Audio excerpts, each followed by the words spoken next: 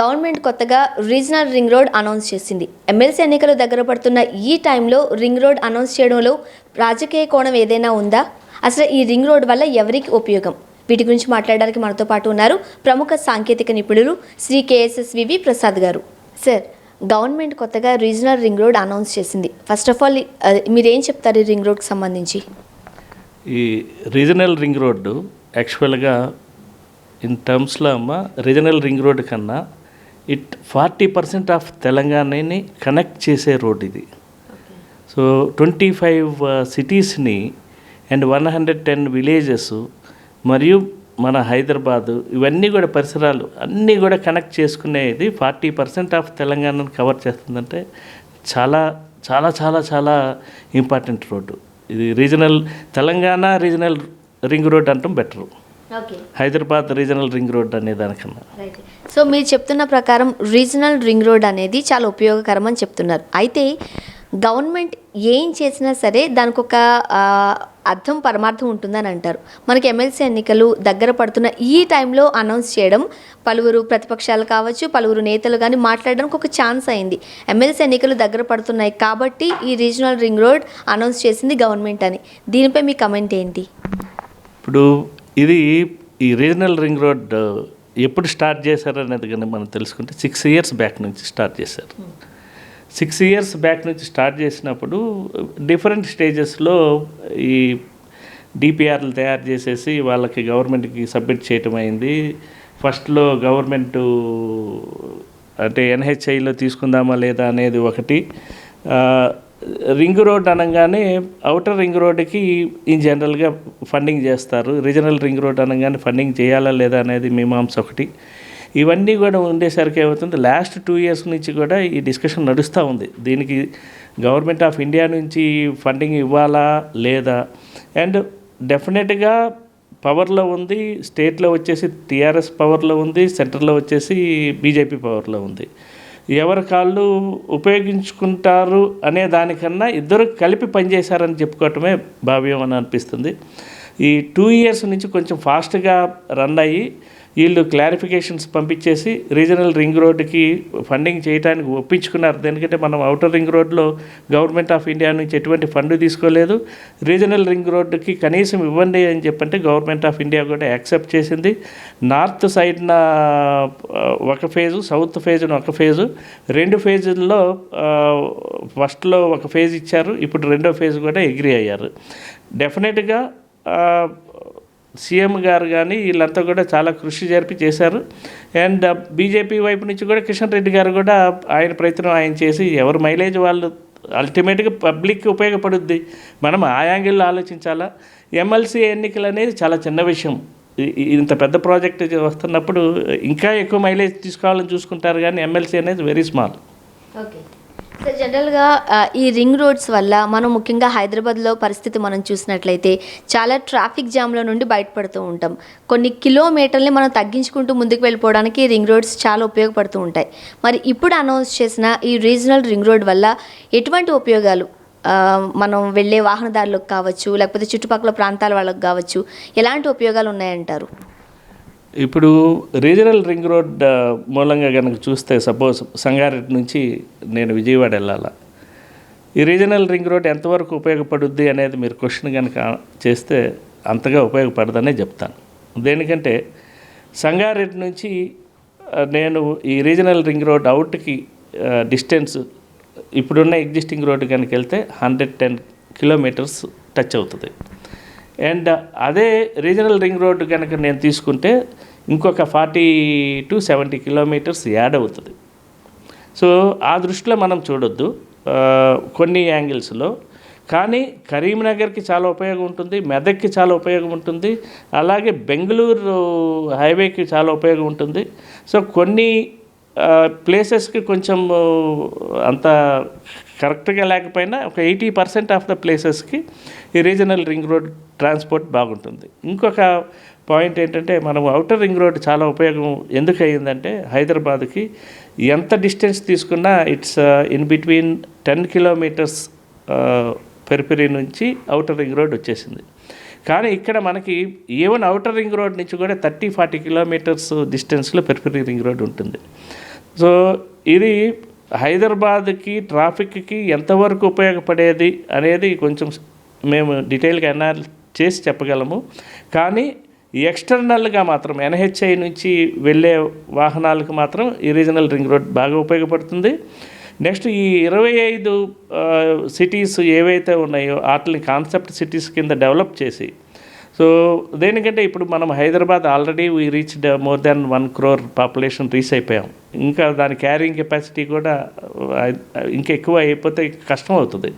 కాబట్టి there is a immediate need to develop పెరిఫెరీలో ఉన్నటువంటి 25 సిటీస్ని మనము డెవలప్ చేయాలా, మాస్టర్ ప్లాన్స్ తయారు చేయాలా గవర్నమెంట్. దాన్ని ఈ రీజనల్ రింగ్ రోడ్డుని ఈ 25 సిటీస్ని కనెక్ట్ చేసుకుంటూ అక్కడ ఉన్నటువంటి యాక్టివిటీస్ని ఫోకస్ చేసుకుంటే this will be a fantastic regional ring road అవుతుందమ్మా. ఇప్పుడు మనం నేషనల్ హైవేస్ చూస్తే మనం ఓళ్ళల్లోంచి వెళ్లకుండా మన ఊరు బయట నుంచే మనం ప్లేసెస్ని దాటుకుంటూ వెళ్ళిపోతున్నాం. అది మనం వెళుతూ లాంగ్ డ్రైవ్ వెళుతున్న వాళ్ళకి చాలా ఉపయోగకరంగా ఉంటుంది. మరి ఈ రీజనల్ రింగ్ రోడ్స్ దగ్గరికి వచ్చేసరికి ముఖ్యంగా ఇప్పుడు అనౌన్స్ చేసిన రింగ్ రోడ్ వల్ల ఏ ప్లేసెస్ని మనకి కనెక్ట్ చేస్తూ ఉంటుందండి, ఈజీగా వెళ్ళిపోవచ్చు మనం? ఇప్పుడు సంగారెడ్డి నుంచి మనము తీసుకుంటే కరీంనగర్కి చాలా ఈజీగా వెళ్ళిపోవచ్చు అమ్మ, మెదక్కి చాలా ఈజీగా వెళ్ళిపోవచ్చు. అలాగే విజయవాడ నుంచి తీసుకున్న కరీంనగర్కి కూడా చాలా ఫాస్ట్గా వెళ్ళిపోవచ్చు మనం. మెదక్కి మేబీ అవుటర్ రింగ్ రోడ్ పట్టుకొని మనం వెళ్ళటము బెటర్ అవుతుంది. అలాగే హైదరాబాద్ నుంచి అంటే ఆ పాయింట్ శ్రీశైలం ఇవన్నీ కూడా చాలా ఈజీగా కనెక్ట్ అయిపోతాయి. ఏది బెంగళూరు నుంచి వచ్చే వాళ్ళకి కానీ లేకపోతే మెదక్ నుంచి వచ్చే వాళ్ళకి కానీ ఇవన్నీ కూడా చాలా ఈజీగా ఉంటుంది. కానీ సంగారెడ్డి నుంచి విజయవాడకి కొంచెం కష్టం అవుతుంది. అలాగే వైస్ వర్సా కూడా. సో వాళ్ళు అవుటర్ రింగ్ రోడ్డు ఉపయోగించుకొని వెళ్ళిపోతారు, రీజనల్ రింగ్ రోడ్డు వరకు రావట్లే. అంటే ప్రతిదీ కూడా మనము ఒక అనాలిసిస్ చేస్తాము, ఏ రోడ్డు వాళ్ళు వాహనదారులు ఉపయోగించే అవకాశం ఉంది, ఆ అనాలిసిస్ పెట్టుకొని ట్రాఫిక్ ఎంత ఉంటుంది ఆ రోడ్డు మీద అనేది మనము ఆ సర్వేస్ని బేస్ చేసుకొని చేసి ఆ విధంగానే మనం ప్లాన్ చేశారు వీళ్ళు రీజనల్ రింగ్ రోడ్ని కూడా. సార్, జనరల్గా గవర్నమెంట్స్ కావచ్చు వేరే ఏదైనా సరే ఫ్యూచర్ని దృష్టిలో పెట్టుకుని కొన్ని ప్రాజెక్ట్స్ చేయడం, ఇంకొకసారి అడుగుతాం రైట్. జనరల్గా గవర్నమెంట్స్ ఫ్యూచర్ని దృష్టిలో పెట్టుకుని కొన్ని ప్రాజెక్ట్స్ చేపట్టడం జరుగుతుంది. సో కొన్ని ప్రాజెక్ట్స్ వల్ల అప్పటికప్పుడు మనం లాభాలను తీసుకుంటూ ఉంటాం. బట్ కొన్ని ప్రాజెక్ట్స్ వల్ల అప్పటికప్పుడు లాభాలు మనం అంతగా చూడకపోయినా ఫ్యూచర్లో దానివల్ల చాలా బెనిఫిట్స్ ఉంటాయి. సో అలాంటి ప్రాజెక్ట్స్ కూడా ఇప్పుడే చేపట్టడం జరుగుతుంది బికాస్ ఆఫ్ భవిష్యత్ తరాల దృష్ట్యా అంటూ. మరి ఈ రీజనల్ రింగ్ రోడ్ వల్ల ఫ్యూచర్లో ఎలాంటి లాభాలు ఉన్నాయని అనుకోవచ్చు? నెక్స్ట్ జనరేషన్స్కి ఇది ఎంతవరకు ఉపయోగకరంగా ఉంటుంది? సో ఇప్పుడు మంచి క్వశ్చన్ అమ్మా ఇది. యాక్చువల్గా మేము అవుటర్ రింగ్ రోడ్ డిజైన్ చేసిన టైంలో ఇది ఫీజిబిలిటీ కాకపోవచ్చు ఈ రోడ్డు అని చెప్పి అనుకున్నాం.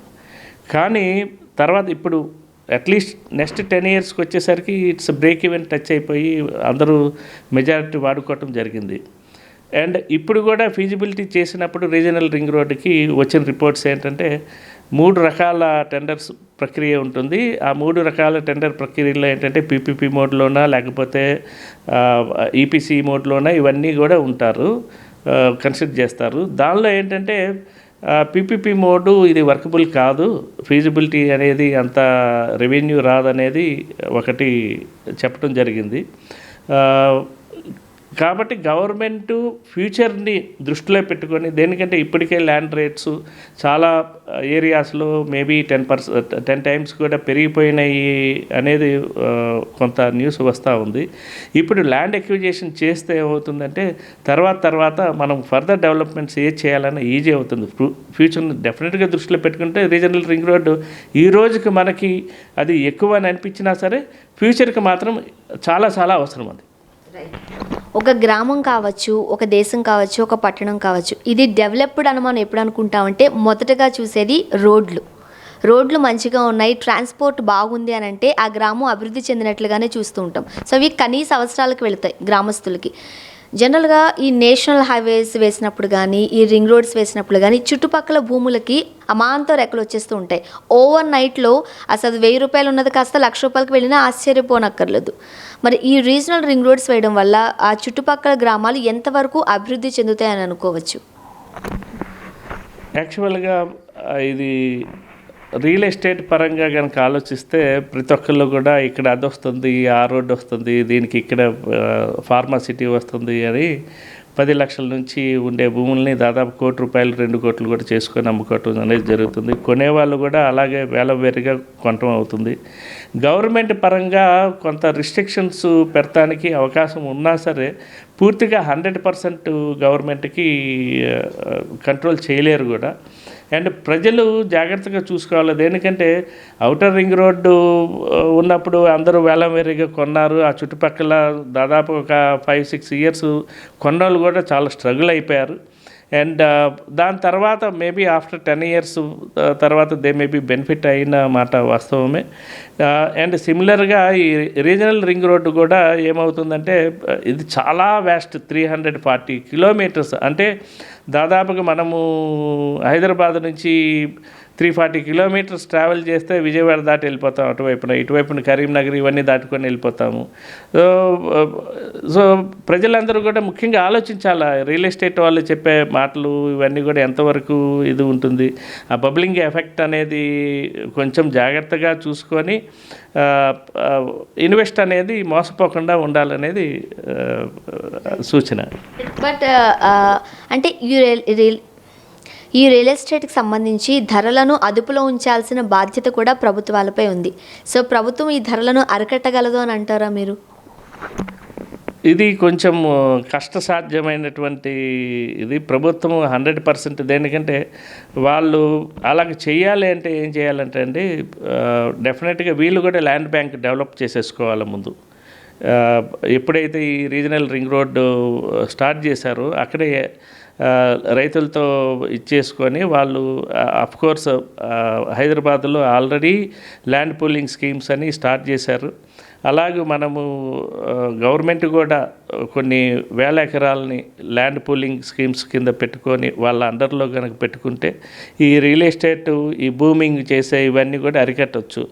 సో మీకు ఒక క్వశ్చన్ రావచ్చు, రియల్ ఎస్టేట్ పెరిగితే బాగానే ఉంటుంది కదా అని. కానీ రేట్లన్నీ పెంచుకొని పోతే డెవలప్మెంట్ ఎవరు రారు. దేనికంటే మనము హైదరాబాదు ఈ పరిసర ప్రాంతాల్లో ల్యాండ్ రేట్లు చాలా తక్కువ ఉన్నాయి కాబట్టి ఇప్పటి వరకు మనం ఇంత గ్రోత్ని చూడగలిగాం.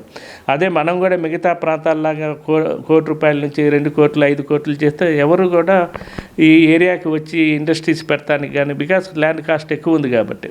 10 lakhs ఏకర్ కనుక ఉంటే ఎవరైనా ఒక 1000 acres పెద్ద పెద్ద ఇండస్ట్రీస్ వచ్చి తీసుకొని వెళ్ళడానికి అవకాశం ఉంటుంది. సో డెఫినెట్గా ఇండస్ట్రీ సెక్టర్కి కావాల్సిన ల్యాండ్స్ని ఇయర్ మార్క్ చేయాలా. అవి ల్యాండ్ యూజ్ ప్లాన్ చేసేటప్పుడే వీళ్ళు ఇయర్ మార్కులు చేసుకొని ఈచ్ కేటగిరీ ఎవరెవరికి ఎంతెంత ల్యాండ్స్ అనేది ఇయర్ మార్క్ చేసుకొని ఆ ల్యాండ్స్ అన్నీ కూడా ఎక్వైర్ చేయటం అనేది ఇప్పుడు చాలా అవసరం. జనరల్గా ప్రభుత్వాలు బాగా పనిచేస్తున్నాయి, లేకపోతే ప్రజలను బాగా పరిపాలిస్తున్నారు, ఇవన్నీ అనుకోవాలనంటే ముందుగా సామాన్యులకు, దిగువ మధ్యతరగతి వాళ్లకు కనీస అవసరాలు తీర్చగలిగినప్పుడే, ప్రతి ఒక్కరూ సుఖంగా సంతోషంగా ఒక నీడచాటు నుండి కాస్త 4 మెతుకులు తిన్నప్పుడే, అందరూ తినగలిగినప్పుడే ఆ రాష్ట్రాలు, ఆ గ్రామాలు, ఆ దేశాలు అభివృద్ధి చెందే అని అనుకోవచ్చు. ఇప్పుడు రోడ్లు బాగా వేసినంత మాత్రానో ఇంకొకటి ఏదో చేసినంత మాత్రాన దాన్ని అభివృద్ధి అని అనలేం. చాలామంది చెప్తూ ఉంటారు, రాజకీయ విశ్లేషకులు కావచ్చు, సామాజిక శాస్త్రవేత్తలు కావచ్చు, చెప్తూ ఉంటారు. సో ఇప్పుడు ఈ రీజనల్ రింగ్ రోడ్ అనేది అనౌన్స్ చేయడం జరిగింది కదా, నిజంగానే దీనికన్నా అవసరమైన ప్రాజెక్ట్స్, ప్రజలకు చేయాల్సిన పనులు ప్రభుత్వానికి ఏమైనా ఉన్నాయంటారా? అవన్నింటినీ పక్కన పెట్టి ఈ రీజనల్ రింగ్ రోడ్ అనేది ఇప్పుడు తెర మీదకి తీసుకొచ్చింది అనేది కొంతమంది వాదన. మీరేం చెప్తారు? సో యాక్చువల్గా ప్రజలకు కావాల్సింది మంచినీళ్ళు, అలాగే హాస్పిటల్ ఫెసిలిటీసు.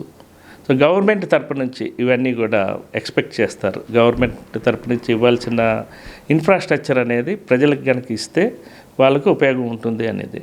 సో డెఫినెట్గా లాస్ట్ క్వైట్ 4-5 years నుంచి కనుక మనం చూస్తే టీఆర్ఎస్ ప్రభుత్వం కొంచెం సక్సెస్ అయినట్టుగానే మనం భావించవచ్చు. వాళ్ళు ఫోకస్ ఏరియాస్ ఫస్ట్ ఇరిగేషన్ మీద పెట్టారు. ఇరిగేషన్ మేజర్ ప్రాజెక్ట్స్ అన్ని కంప్లీట్ చేశారు. రైతులకి దాని మూలంగా బెనిఫిట్ అనేది మనం చూస్తూ ఉన్నాం. రెండోది మిషన్ భగీరథ అని చెప్పి almost it's biggest water supply scheme execute చేశారు. సో దాని మూలంగా ఏంటంటే పల్లెలకి ప్రతి ఒక్కరికి కూడా ట్యాపింగ్ వాటర్ ఇచ్చి సర్ఫేస్ వాటర్ ఇవ్వగలుగుతున్నారు. అండ్ ఇది రెండో పాయింట్. మూడోది వైద్యపరంగా కూడా ఇంకొంచెం ఇంప్రూవ్ చేయాల్సిన అవసరం అయితే ఉంది. కరోనా టైంలో మనం చూసాము తెలంగాణ ప్రభుత్వం ఎంత హార్డ్ వర్క్ చేసిందో. కొన్ని ప్రాబ్లమ్స్ అయితే బైలైట్ చేయగలిగారు అని చెప్పలేము, కానీ హ్యాండిలింగ్ అయితే చేయగలిగారు కరోనా లాంటి సిచ్యువేషన్స్లో. ఇంకా ఎస్పెషల్లీ ట్రాఫిక్ అండ్ ట్రాన్స్పోర్ట్ అనేది చాలా ఇంపార్టెంట్ అయిపోయింది. ఎవరైనా సరే ఉద్యోగం చేయాలన్నా కనీసం అంతకుముందు ఒక ప్లేస్ నుంచి ఇంకో ప్లేస్కి వెళ్ళాలంటే 2 hours 3 hours పట్టిన సందర్భాలు కూడా ఉన్నాయి ఉద్యోగం చేసుకోవటానికి.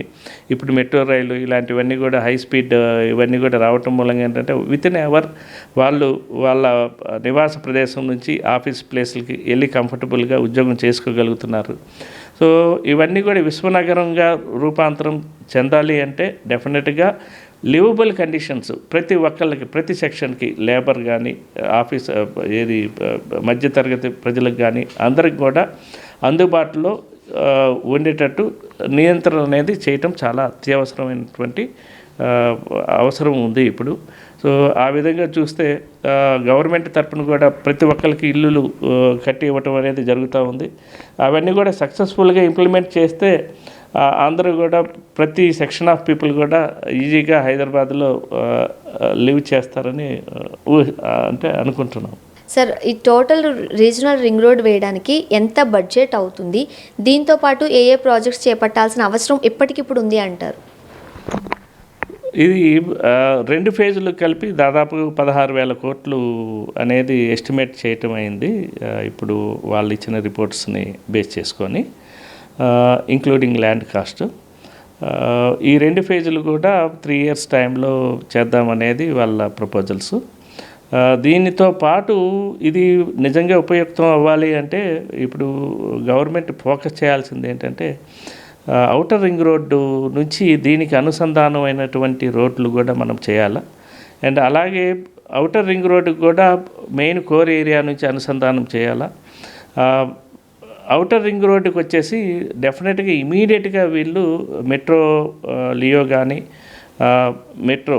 మెట్రో రైల్, మెట్రో లైట్ కానీ ఇలాంటివి ఏదో ఒకటి ఒక స్టడీ తయారు చేయించుకొని కంపల్సరీగా ఇమీడియట్గా మెట్రో రైలు కనుక ఔటర్ రింగ్ రోడ్డు కనుక మనము చుట్టూ 160 kilometers మెట్రో రైల్ వేసి దానికి అనుసంధానం వీటిని కనుక ఈ 25 townsని కూడా రేడియల్ రింగ్ రోడ్స్ లాగా రేడియల్ రోడ్స్ అనుసంధానం చేస్తే మొత్తము ఈ 16,000 కోట్లు కూడా చాలా చక్కగా ఉపయోగించుకునే వాళ్ళం అవుతాం.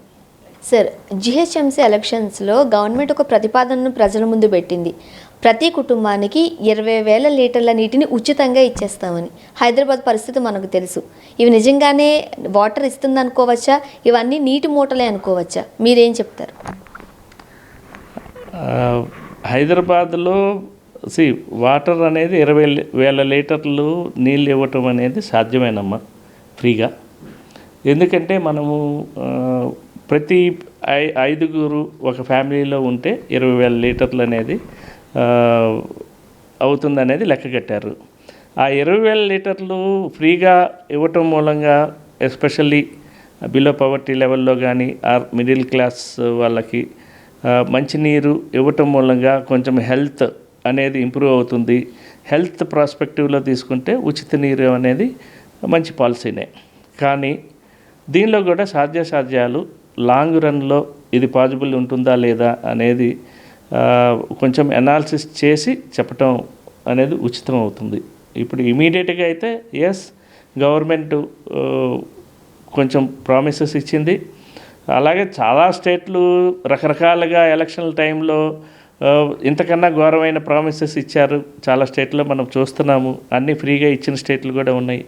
సో అట్లీస్ట్ మంచినీళ్ళు ఫ్రీగా ఇవ్వటం అనేది చాలా మంచి పరిణామం అనే అనుకుంటాం.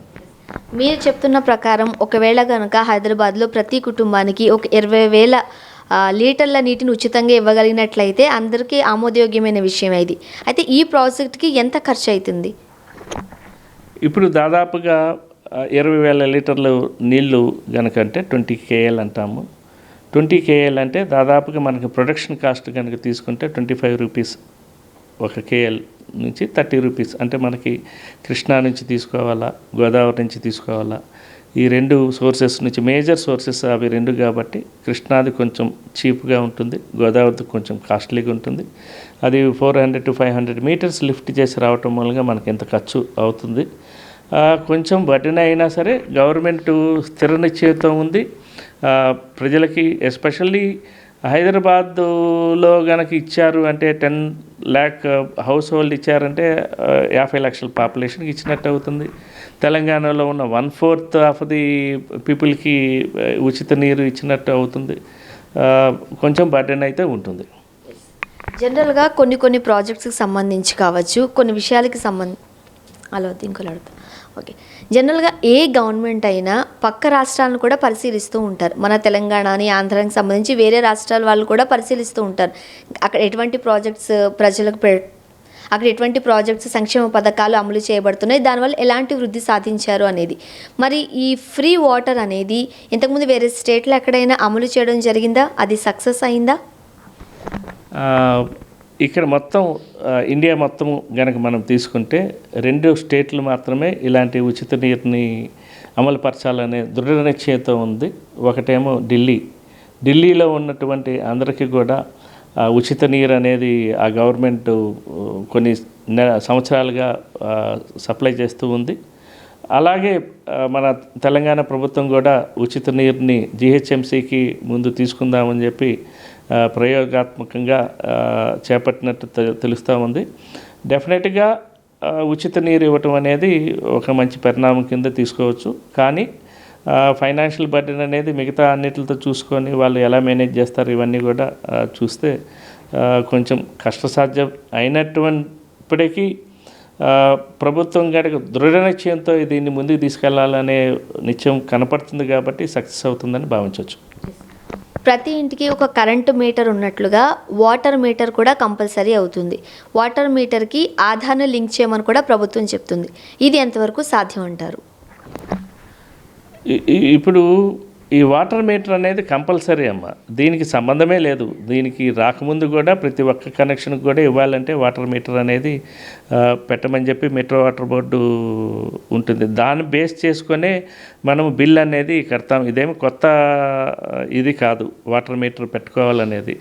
కాకపోతే ఏంటంటే ఎప్పుడైతే మీ వాటర్ మీటరు మీ ఆధార్ కార్డు లింక్ చేయమన్నప్పుడు కొంచెం ఇదేదో కొత్తది అని లింకేజ్ అనేది కొత్తది, కానీ వాటర్ మీటర్ అనేది పాతదే.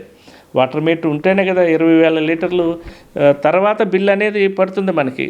సో ప్రజలు కూడా వాటర్ని కన్జర్వ్ చేసుకోవటానికి ఇది నిజంగా ఒక విధంగా ఉపయోగపడుద్ది. వేస్టేజ్ ఆఫ్ వాటర్ని అరికట్టవచ్చు మనం. 20,000 లీటర్లు కనుక నేను వాడుకుంటే నేను ఫ్రీగా, దాని తర్వాత అయితే నాకు టారిఫ్ పెరుగుద్ది కాబట్టి 20,000 లీటర్లోనే నేను ఉంచుకోవాలనే అభిప్రాయం, వాటర్ కన్జర్వ్ చేద్దామనే అభిప్రాయం ప్రజల్లో కలగటానికి అవకాశం ఉంటుంది. ఈ ప్రపోజల్ రాగానే రకరకాల డౌట్స్ వచ్చాయి. ఒక ఓనర్కి ఒక 2-3 ఫ్లాట్స్ ఉండొచ్చు. ఒక ఫ్లాట్లో తను ఉంటే ఇంకొక 2 ఫ్లాట్స్ రెంట్కి ఇచ్చుకోవచ్చు.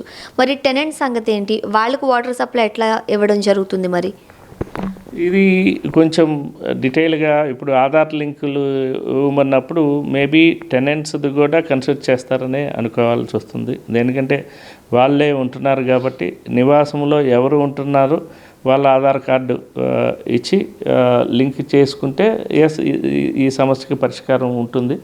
ఓనర్ 2-3 హౌసులు ఉండి అతని యొక్క ఆర్థిక పరిస్థితి కనుక ఎక్కువ బాగా ఉంటే ఆయన ఫ్రీ వాటర్ తీసుకోకపోవటమే, ఇతరులను దృష్టిలో పెట్టుకొని ఆ ఫ్రీ వాటర్ ఇతరులకి బెనిఫిట్ చేయటం అనేది మంచిదని అనుకుంటున్నాం.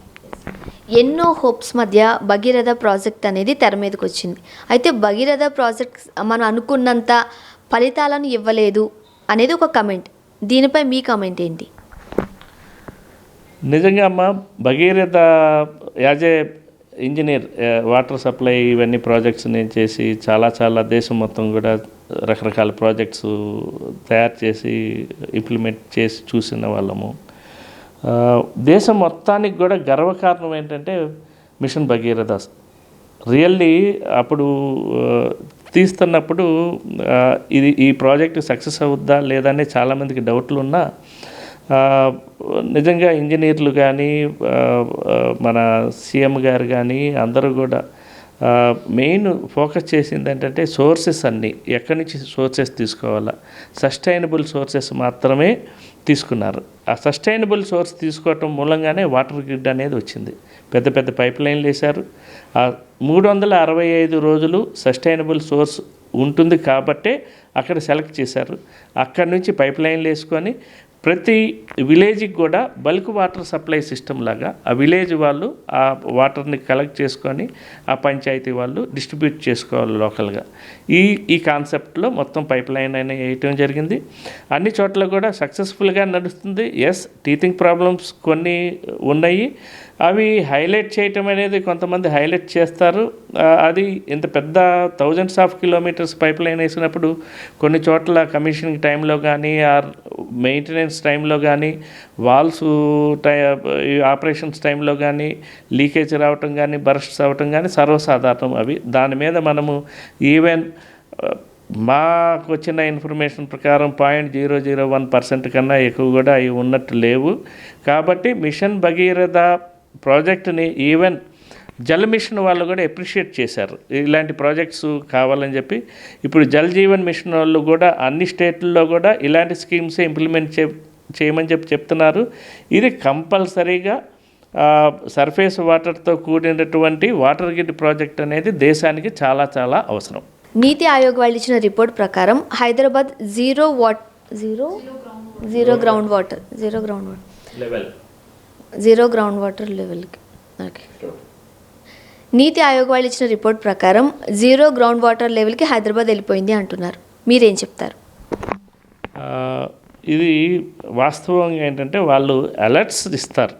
కొన్ని సిటీస్లో గ్రౌండ్ వాటర్ డిప్లీషన్ అవుతుంది, ఎక్కువ ఓవర్గా ఎక్స్ప్లాయిట్ చేయకండి గ్రౌండ్ వాటర్ని, రెయిన్ వాటర్ హార్వెస్టింగ్ వీటిని ప్రాక్టీస్ని ప్రమోట్ చేయండి, and recycle 20% minimum reuse water చేయండి.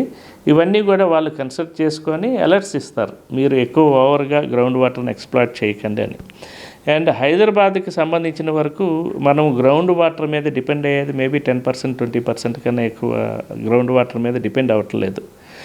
రెస్ట్ ఆఫ్ ద 80% కూడా మనం కృష్ణా నుంచి గోదావరి నుంచి సర్ఫేస్ వాటర్ తీసుకొని వాటర్ సప్లై వాళ్ళు మెట్రో వాటర్ బోర్డు వాళ్ళు ఇవ్వటం జరుగుతుంది. కాబట్టి గ్రౌండ్ వాటర్ యొక్క డిప్లీషన్ను అనేది నా దృష్టిలో మరీ అంత అలర్ట్ అనేది లేదు. కానీ మనము కంపల్సరీగా యాజ్ ఏ ఇండివిజువల్ కానీ మనము మన సిటిజన్స్ రెస్పాన్సిబిలిటీ కింద తీసుకొని ఏదో రెయిన్ వాటర్ హార్వెస్టింగ్ పిట్ పెట్టాము అప్రూవల్ కానీ కాకుండా దాని నుంచి నిజంగా గ్రౌండ్ వాటర్ రీఛార్జ్ అనేది జరుగుతుందా లేదా అది మన ప్రథమ కర్తవ్యం కింద తీసుకొని గ్రౌండ్ వాటర్ డిప్లీషన్ ఎక్కువ కాకుండా చూసుకోవాల్సిన బాధ్యత గవర్నమెంట్ కన్నా మన పబ్లిక్ మీదే ఎక్కువ ఉందని భావిస్తున్నాను. సార్, ఆల్రెడీ మనం సమ్మర్లోకి ఎంటర్ అయిపోయాం. సో మొట్టమొదటిగా మనం ఫేస్ చేయాల్సిన ప్రాబ్లం వాటరే. చాలామంది మనం ఇక్కడ నుంచి మనం వార్తల్లో చూస్తూ ఉంటాం వాటర్ స్కేర్ సిటీకి సంబంధించి. మరి మొన్నటికి మొన్న మనం చూసాం ఫ్లడ్స్ వచ్చాయి. 100 సంవత్సరాల్లో ఇప్పటి వరకు లేనన్ని ఫ్లడ్స్ని హైదరాబాద్ చూసింది. జనం ఎంత విలవెల్లాడిపోయారు. హైదరాబాద్ సిచ్యువేషన్ ఎట్లా ఉంటుందంటే అయితే ఫ్లడ్స్ వస్తే ఎక్స్ట్రీమ్కి వెళ్తున్నాయి, వాటర్ ప్రాబ్లం వస్తే అదే ఎక్స్ట్రీమ్కి వెళ్తున్నాం. మనం ఎట్లా దీన్ని సమతుల్యం చేయాలంటారు? గవర్నమెంట్ ఎక్కువగా ఫ్లడ్స్ వస్తే ఎలాంటి జాగ్రత్తలు తీసుకోవాలి? అసలు వాటర్ స్కేర్సిటీ లేకుండా ఎలాంటి జాగ్రత్తలు తీసుకోవాలంటారు? ఇప్పుడు యాక్చువల్గా క్లౌడ్ బర్స్టింగ్ సినారియోస్లో మొన్న వచ్చిన ఫ్లడ్ అనేది జరిగిందమ్మా. మేబీ 100-200 ఇయర్స్ కనుక మనం ఫ్లడ్ డేటా కనుక తీసుకుంటే మొన్న వచ్చింది చాలా చాలా ఎక్కువ ఇంటెన్సిటీతో వచ్చినటువంటి వర్షం అది. దాని మూలంగా ఏమవుతుందంటే డెఫినెట్గా క్యారింగ్ కెపాసిటీ మన డ్రైన్స్ అన్నీ కూడా 22 mm లేకపోతే 30 mm ఉండే క్యారింగ్ కెపాసిటీ మాత్రమే మనం డిజైన్ చేస్తాము సిపిహెచ్ఓ ప్రకారం. ఎప్పుడైతే 200 సెంటీమీటర్స్ వచ్చిందంటే మేబీ 10 times 15 times స్టోరేజ్ అంటే ఇప్పుడు ఈ క్యారింగ్ కెపాసిటీస్ దాటిపోయింది కాబట్టి ఆ నీళ్ళన్నీ కూడా రోడ్ల మీదకి రావటం అవుతుంది. నెక్స్ట్ అంతకుముందు హైదరాబాదు డాక్టర్ విశ్వేశ్వరయ్య గారు వీళ్ళంతా డిజైన్ చేసిన దాని ప్రకారం కానీ మన లేక్స్ లింకేజ్ ఇవన్నీ చేసి చక్కగా ప్లాన్డ్గా వాటర్ సప్లై కానీ ఇవన్నీ చేశారు. అన్ఫార్చునేట్గా ఏమైందంటే ఈ రోడ్స్ మొత్తం హైదరాబాద్లో ఉన్నటువంటి డెవలప్మెంట్స్ అన్ఆథరైజ్డ్ కానీ అన్ప్లాన్డ్ కానీ కొన్ని చోట్ల అవటం మూలంగా ఏమవుతుందంటే they occupied the lakes and lake connectivities కూడా బ్లాక్ చేయటం జరిగింది. దాని మూలంగా ఏమవుతుందంటే లేక్లో ఉన్న వాటరు సరిగ్గా లేకపోవటం మూలంగానే ఆ ఏరియా అంతా కూడా ఫ్లడ్డింగ్ అయిపోయి ఆ ఏరియా అంతా కూడా ఈవెన్ 10 days 15 days కూడా నీళ్లు నిలిచిపోయే ప్రమాదం ఏర్పడింది. సో అంటే మూసీ వరకు వచ్చేస్తే మూసీకి కూడా ఏవైతే మన కెనాల్స్ ఉన్నాయో మూసీకి వెళ్ళే కెనాల్స్ ఇవన్నీ కూడా అవి ఆక్యుపై చేసేసారు. మూసీ రివర్ బెడ్ను కూడా ఆక్యుపై చేసేసారు. అలాగే ఈ కెనాల్స్ని ఏవైతే కనెక్టింగ్ కెనాల్స్ అవన్నీ కూడా అనాథరైజ్డ్ ఆక్యుపేషన్స్ జరిగింది. గవర్నమెంట్ కూడా చాలా సీరియస్గా దాని మీద అనాథరైజ్డ్ కన్స్ట్రక్షన్స్ అన్నీ రిమూవ్ చేసి చేయాల్సిందనేది చేస్తానికి పూనుకుందనే అనుకుంటున్నాను. చాలా ప్రభుత్వాలు కూడా స్టార్ట్ చేసినాయి కానీ సక్సెస్ఫుల్ కాలేకపోయినాయి. ఇప్పుడు కనీసం ఈ ప్రభుత్వం అన్న ఈ అనాథరైజ్డ్ కన్స్ట్రక్షన్స్ అన్నీ రిమూవ్ చేసి ఫ్రీ ఫ్లో కనుక ఇస్తే కనీసం ఈ ఫ్లడ్డింగ్ అనేది మిటిగేట్ చేయగలమని అనుకుంటున్నాము. జిహెచ్ఎంసి ఇవన్నీ కూడా ఒక ఎమర్జెన్సీ ప్రిపేర్నెస్ ప్లాన్ ఫర్ ఈ ఫ్లడ్కి ఒక మ్యాపింగ్ ఇవన్నీ కూడా తయారు చేసినాయి. అండ్ ఒక మాస్టర్ ప్లాన్ లాగా తయారు చేసి ఫ్లడ్ మిటిగేషన్కి అన్నిట్లు కూడా ఒక మేబీ 15,000 crores 20,000 crores ఖర్చు అవుతుంది అని అంటున్నారు. కానీ ప్రయారిటీలో అది పెట్టుకొని ఒక ఇంటిగ్రేటెడ్ ప్లాన్ అంటే not only storm water integrated plan ఎలా చేస్తామంటే లేక్స్ని ఇంటిగ్రేట్ చేసుకోవాలా అండ్ స్టామ్ వాటర్ని ఇంటిగ్రేట్ చేసుకోవాలా, సేవరేజ్ని ఇంటిగ్రేట్ చేసుకోవాలా, సీవేజ్ ట్రీట్మెంట్ ప్లాంట్స్ నుంచి వచ్చే ఎఫ్లెంట్ని అన్ని తీసుకొని కూడా ఒక కాంప్రహెన్సివ్ ప్లాన్ తయారు చేసుకుంటేనే వీటికన్నిటిలో కూడా ఒక సొల్యూషన్ వస్తుందని భావిస్తున్నాను. ముఖ్యంగా ఇటువంటి ఫ్లడ్స్ వచ్చినప్పుడు కావచ్చు, లేకపోతే వాటర్ స్కేర్సిటీ కావచ్చు, ఇటువంటి సమస్యలు తెర మీదకి వచ్చినప్పుడు భిన్నాభిప్రాయాలు మనం చూస్తూ ఉంటాం. సో మనం కొన్ని గ్రామాల్లో లేకపోతే కొన్ని చోట్ల మనం చూడొచ్చు ఇంటికి మధ్య చాలా గ్యాప్ ఉంచుకుని అక్కడ భూమి పరిస్థితులను బట్టి ఎత్తు పల్లాలు చూసుకుంటూ సో వాటర్ ఫ్లోకి దారిస్తూ ఇళ్ళుల కన్స్ట్రక్షన్ జరుగుతూ ఉంటుంది.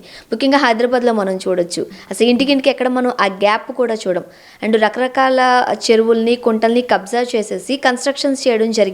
సో వాటర్ ఫ్లో అనేది లేకుండా కన్స్ట్రక్షన్స్ జరిగాయని అంటే ఒక సమస్య వచ్చినప్పుడు ప్రభుత్వాల నుంచి తప్పిదాలు ఏ విధంగా ఉన్నాయో ఇటు ప్రజల నుండి కూడా అంతే తప్పిదాలు ఉన్నాయనేది వాస్తవం. చాలామంది విశ్లేషకులు చెప్తూ ఉంటారు కూడా.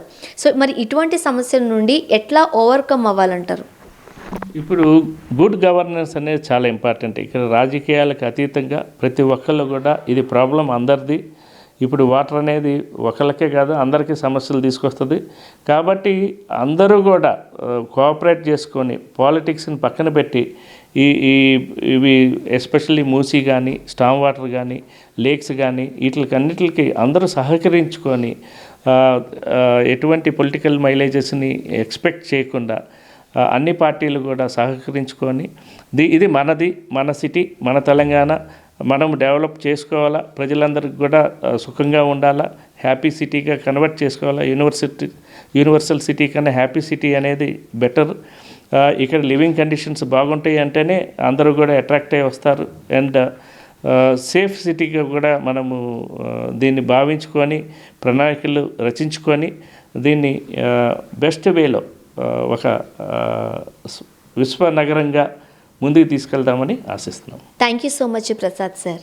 అసలు హైదరాబాద్లో ఉన్న వాటర్ స్కేర్సిటీ పరిస్థితి ఏంటి, ప్రజలు దాన్ని ఎట్లా ఓవర్కమ్ చేయాలి, అలానే రీజనల్ రింగ్ రోడ్ గురించి చాలా మంచి విషయాలు తెలియజేశారు. ధన్యవాదాలు.